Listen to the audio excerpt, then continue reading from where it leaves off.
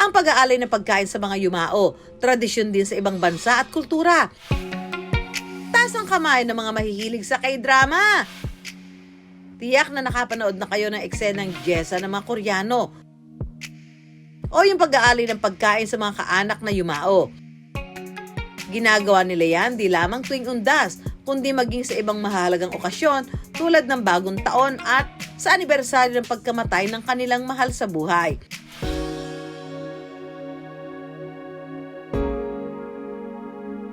Ginagawa nila ang Jessa kahit sa kani-kanilang bahay lang, sa pangunguna ng panganay na lalaki sa pamilya.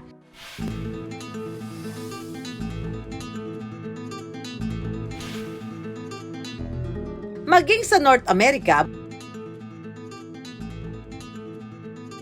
buhay na buhay rin ang tradisyon ng pag-aalala sa mga namatay na,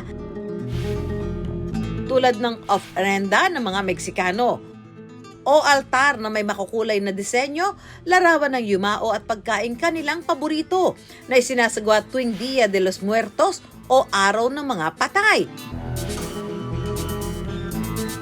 Kaya kahit mahigit isang dekada nang namamalagi sa Pilipinas, ang Meksikanong si Chef Cochi, ipinagpapatuloy pa rin niya ang tradisyong ito.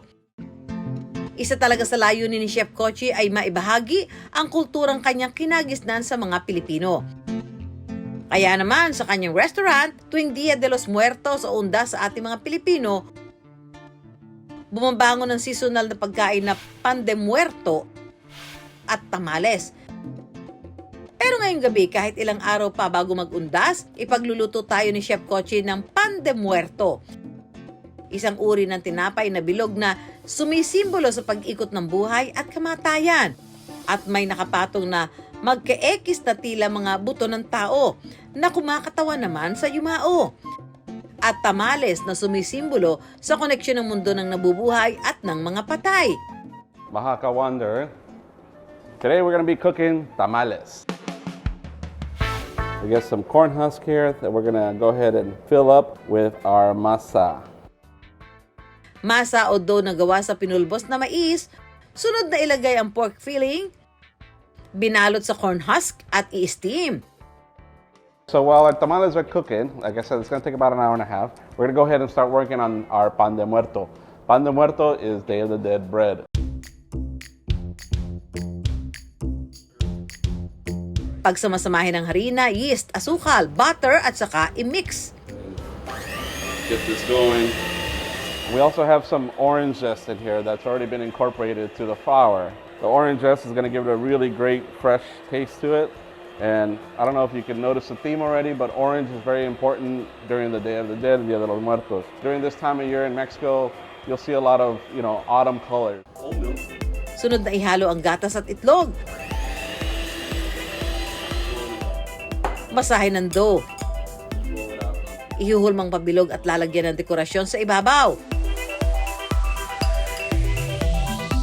At pahira ng binating itlog para maging golden brown ang finished product. Isasalang sa oven sa loob ng 15 to 30 minutes.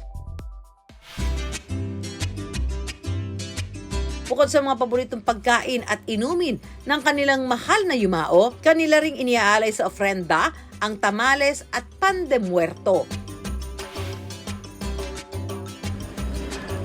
Parang, alam mo yung kabayan na tinapay natin? Bagay siya sa mga kape. Para siyang spaghetti na iba yung texture. Yung mais na, na sinaing. Swak siya sa panlasa ng Pinoy kasi mahilig tayo sa savory. Magkakaiba man ang bansa, tradisyon at pagkain na inihahain.